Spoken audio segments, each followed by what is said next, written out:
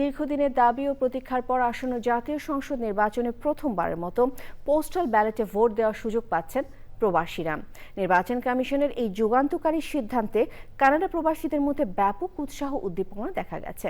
বিস্তারিত কানাডার প্রতিনিধি আহসান রাজীব বুলবুলের রিপোর্টে। প্রথমবারের মতো জাতীয় সংসদ নির্বাচনে ভোটাধিকার প্রয়োগে বিশ্বের বিভিন্ন দেশে বসবাসকারী প্রায় 15,26,669 জন প্রবাসী পোস্টাল ব্যালটের জন্য নিবন্ধন করেছেন। এর মধ্যে কানাডায় নিবন্ধনের সংখ্যা 14,623 জন। তাদের মধ্যে পুরুষ 10,154 জন, নারী 4,527 জন।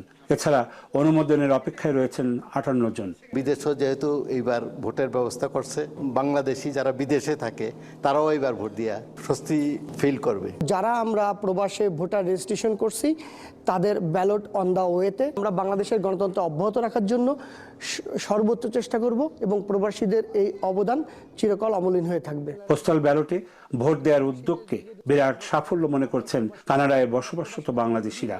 এর ফলে রেমিটেন্স যোদ্ধারা দেশের ব্যাপারে উৎসাহিত হবেন বলে মনে করেন অনেকে। বিদেশে বসে সবাই ব্যালটের মাধ্যমে ভোট দিতে পারবে, এই আনন্দে সবাই আসলে আমরা খুবই উচ্ছ্বাসিত।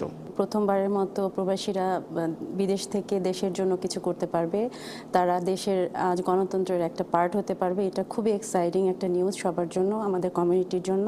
আমাদের মাত্র 15,000 ভোটার হয়েছেন, কিন্তু আমাদের কানাডার জনসংখ্যা বাংলাদেশের অলমোস্ট 2 লাখের উপরে আমরা বাংলাদেশে আছি। আমাদের অনেকের এনআইডি কার্ডটা এখনো হয়নি।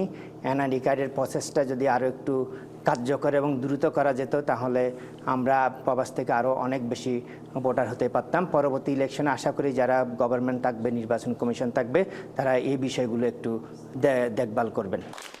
প্রবাসীরা বলছেন নির্বাচন কমিশনের এই উদ্যোগ বাংলাদেশের গণতান্ত্রিক অগ্রযাত্রায় নতুন অধ্যায় যোগ করবে।